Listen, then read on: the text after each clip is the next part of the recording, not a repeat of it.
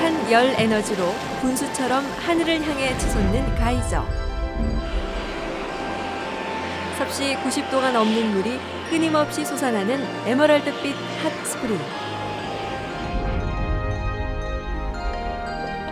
마치 잿빛 페인트통처럼 끈끈한 진흙 반죽이 보글거리는 머드스팟. 증기기관차에서 힘차게 뿜어나오듯 씩씩거리며 피어오르는 증기구멍. 그리고 중세 성처럼 거대한 잿빛 성벽으로 층층이 쌓여있는 트레버틴 테라스.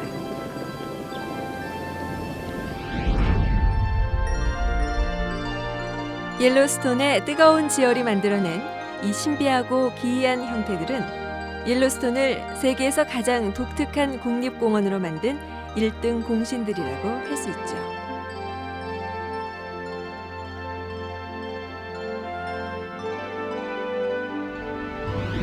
옐로스톤이 보유하고 있는 지열 형태들은 무려 10,000개. 단일 장소로는 세계에서 가장 많은 지열 형태들을 보유하고 있는 곳이 바로 미국의 옐로스톤 국립공원입니다. 수많은 지열 형태 가운데 앞권은 가이저. 그리렁거리는 요란한 굉음과 함께 갑자기 하늘 높이 분출하는 고열의 물기둥은 사람들에게 두려움과 함께 지열작용에 신비함을 주기에 충분합니다. 옐로스톤에 점점이 분포되어 있는 가이저는 모두 300개. 이 가운데 200개가 지금도 활동 중인 살아있는 가이저들입니다. 지구상에 존재하는 가이저의 절반 이상을 옐로스톤에서 볼 수 있는 셈이죠. 가이저는 분출 시간이 예측 가능한 규칙적 가이저와 언제 분출할지 전혀 예상할 수 없는 불규칙적 가이저로 나뉩니다. 규칙적인 가이저의 대표적인 예는 올드 페이스풀.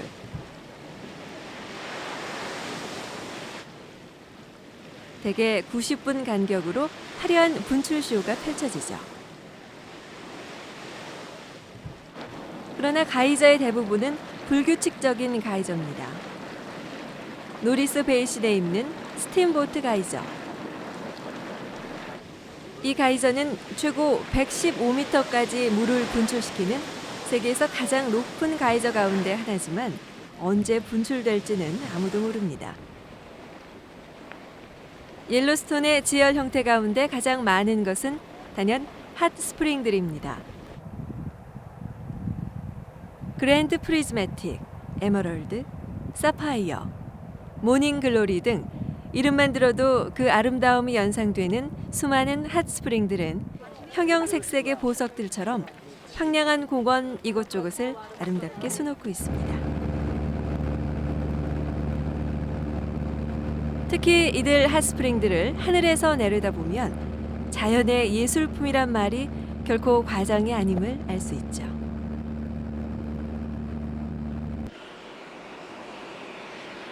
땅 밑에서 샘솟는 물의 온도는 섭씨 92도. 옐로스톤이 해발 2,400m 이상에 위치하고 있는 보호지대임을 감안하면 계란을 삶을 수 있을 만큼 뜨겁다고 할 수 있습니다. 핫스프링의 넓은 웅덩이의 물 색깔은 짙은 청색. 그 이유는 맑은 바닷물이 청색을 띠는 이유와 같습니다. 햇빛이 물을 통과할 때 가시광선의 스펙트럼으로부터 모든 색깔을 흡수하지만 유독 푸른색만 반사하기 때문이죠. 그래서 핫스프링들은 짙은 청색을 띠게 됩니다. 그런데 핫스프링 주변에 있는 울긋불긋한 색깔들은 어떻게 만들어진 걸까요? 옐로스톤은 과거에 거대한 화산 폭발로 형성된 화산지대입니다. 용암이 식어서 형성된 화산암에는 이산화 규소, 즉 실리카가 풍부하게 함유되어 있습니다. 이 실리카가 뜨거운 물과 함께 지상으로 분출돼 퇴적되면 흰색의 씬터로 굳어집니다. 그렇다면 흰색 이외의 색깔들은 어떻게 설명될 수 있을까요? 그 정답은 박테리아입니다. 손가락이 데일 정도로 뜨거운 물에 박테리아가 산다는 사실은 그 누구도 예상하지 못했던 일이었죠. 그러나 과학자들은 뜨거운 물에서도 박테리아가 자란다는 사실을 밝혀냈습니다. 이런 특이한 박테리아를 호열성 세균 또는 고온성 세균이라고 부릅니다.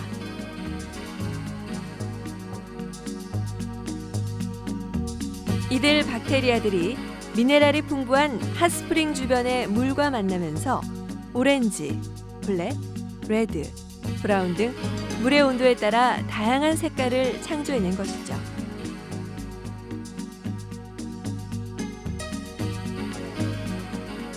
눈으로 확인할 수 없지만 핫스프링에 존재하는 고온성 미생물은 엄청난 산업적 가치를 지니고 있는 것으로 밝혀졌습니다. 학자들은 이들 호열성 미생물에 대한 연구가 의학계에 혁명을 일으킬 것이라고 기대하고 있습니다. Thermophiles, very strange little creatures that live at the high temperatures. They feed on the chemicals in the water, not so much the heat, but the strange chemicals that are coming out. And those are showing some incredible use for things such as the DNA sequencing and possibly some other uses. But they're similar to what they have found in the mid-ocean ridges, along the hot spots. But very interesting scientific study going on all the time in Yellowstone. 옐로스톤 핫스프링의 아이콘은 미드웨이 가이저 베이신에 있는 그랜드 프리즈매틱 스프링. 너비가 90m가 넘는 세계에서 가장 큰 핫스프링이죠. 규모가 너무 커서 평지에서는 전체 모양을 한눈에 볼 수 없고 하늘을 통해서만 그 윤곽이 잡힐 정도입니다. 하지만 그랜드 프리즈매틱의 매력은 그 크기에만 있는 것은 아닙니다. 섭씨 92도가 넘는 웅덩이 부근은 짙은 청색이지만 가장자리를 따라 형형색색의 박테리아 매트가 펼쳐져 그 아름다움에 탄성이 절로 나오게 되죠.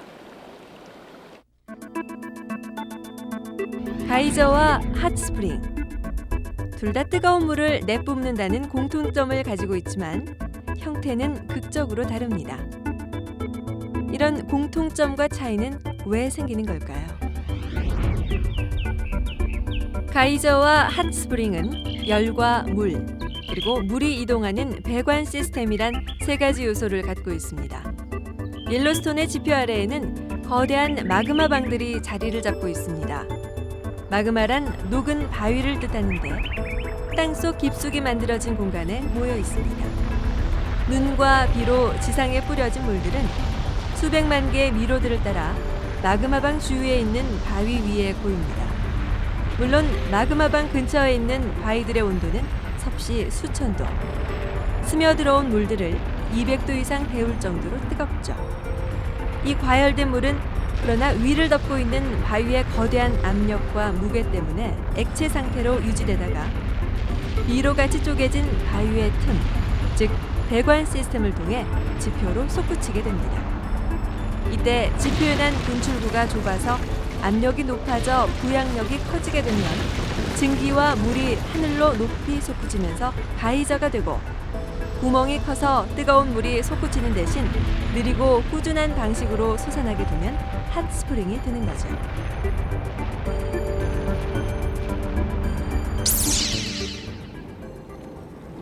그렇다면 지하에 물이 부족할 땐 어떤 현상이 나타날까요? 그 대표적인 예가 바로 증기 구멍입니다.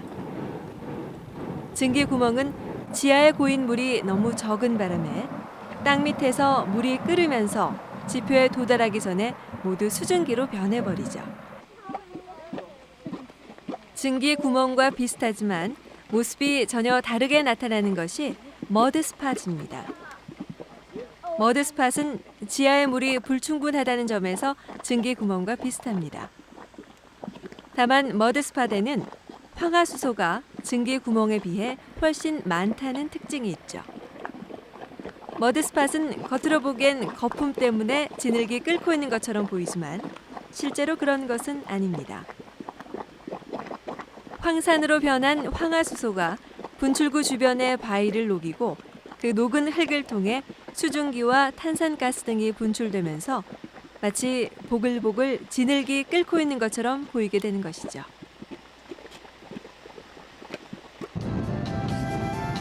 이제 마지막 지열 형태인 트래버틴을 살펴볼 순서입니다.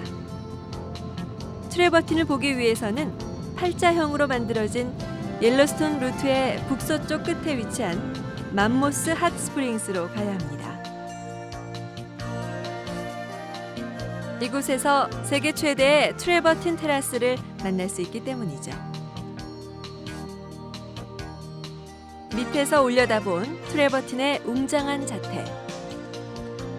마치 중세에 지어진 거대한 성벽 같기도 하고 얼음 폭포들이 하늘에서 얼어붙어 버린 모습 같기도 하죠. 도대체 어떻게 이런 진기한 모습이 탄생할 수 있었을까요? 트래버틴이란 석회암 퇴적물을 뜻합니다. 트래버틴 역시 핫스프링의 작용으로 생긴 지열 형태 가운데 하나죠. 다만 한 가지, 물속에 있는 석회암 성분 때문에 다른 곳의 핫스프링과는 다른 이런 테라스들을 형성시킨 것입니다. 옐로스톤은 대부분 화산 용암에 의해 만들어졌습니다. 그러나 이곳 맘모스 핫스프링스의 지반은 석회암이 풍부한 퇴적암으로 이루어져 있습니다.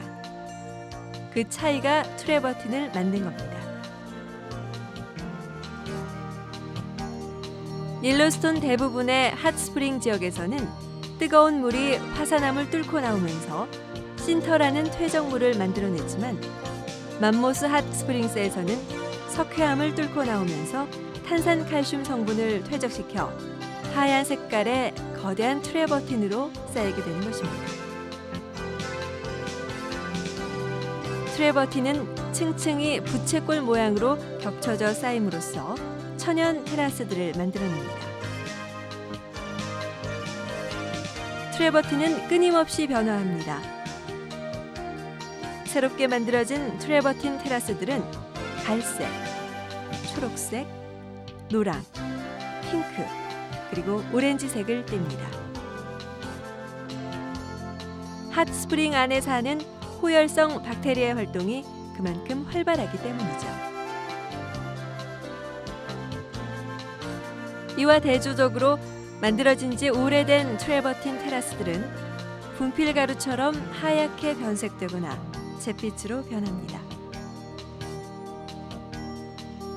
아마 세계의 어떤 건축가들도 이와 같이 난해한 건축물을 디자인하기란 불가능할 겁니다. 사람들은 이 테라스들을 보면서 자연이야말로 가장 위대한 미술가이자 조각가임을 절감하게 되죠. 옐로스톤 땅이 지금도 끊임없이 끓고 있는 것은 핫스팟, 즉 열점 위에 공원이 위치하고 있기 때문입니다.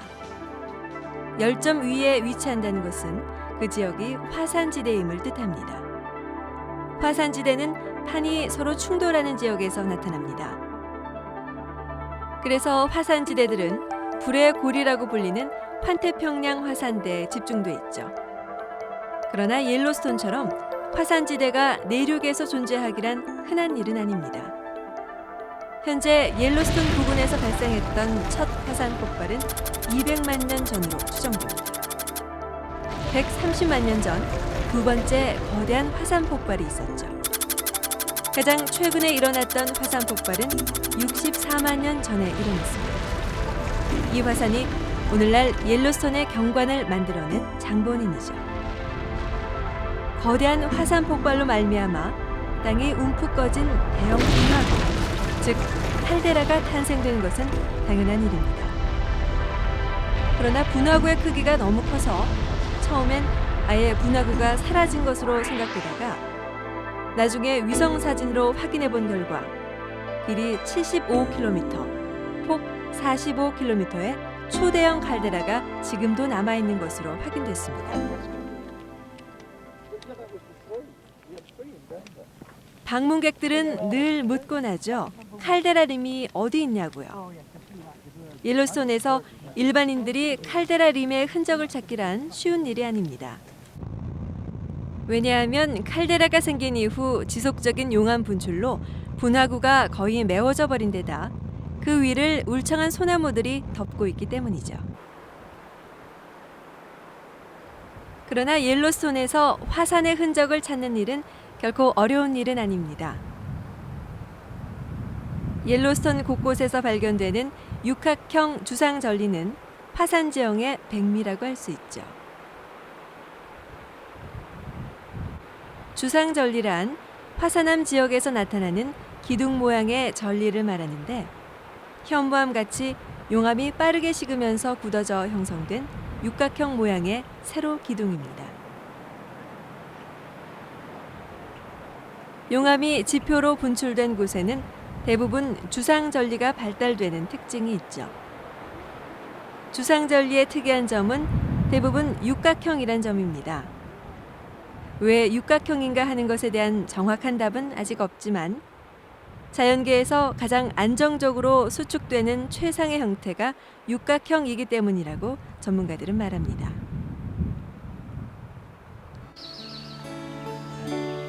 화산으로 인한 신비한 지질학적 증거는 또 있습니다. 바로 스페시민 리치 부근에서 발견되는 석화된 나무들이죠. 규화목이라 불리는 이 60만 년이나 된 석화나무들은 화산재가 살아있는 나무를 덮치면서 오랜 세월에 걸쳐 나무 본래의 구조와 조직은 변하지 않고 그 화학성분만 이산화 규소로 바뀌어 돌처럼 굳어진 나무 화석을 말합니다.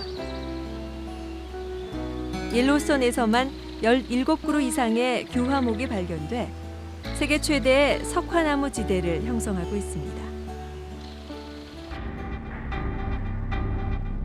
60만 년 주기로 계속된 화산 폭발. 마지막 화산 폭발이 64만 년 전에 일어났으므로 통계적으로 보면 앞으로 옐로스톤의 화산 폭발 가능성은 100%. 실제로 미국 국립지질조사국은 옐로스톤이 미국 전역에 산재한 169개 화산 가운데 21번째로 가장 위험한 화산이라고 발표하기도 했죠. 아마 옐로스톤의 화산이 다시 폭발하는 순간 그것은 역사상 최악의 대재앙이 될 것이 분명합니다. 문제는 옐로스톤이 언제 다시 폭발할지 아무도 모른다는 것이죠. Oh, definitely. In the future, it's been the Yellowstone hotspot as it's recorded, and the reason we have all the thermal features that we have here in Yellowstone is because we are sitting on top of what's considered an active volcano. It's the heat source very close to the surface. This is just the most recent of about 7.5 million years of volcanic activity that started way southwest of us down in what is now Idaho and northeastern Nevada. It is a stationary hotspot, and the plates are sliding over the top of it. So as it's moved along and the eruptions have happened about every million years or so, Yellowstone Park is just the most recent of that. So will it happen again in the future? Definitely.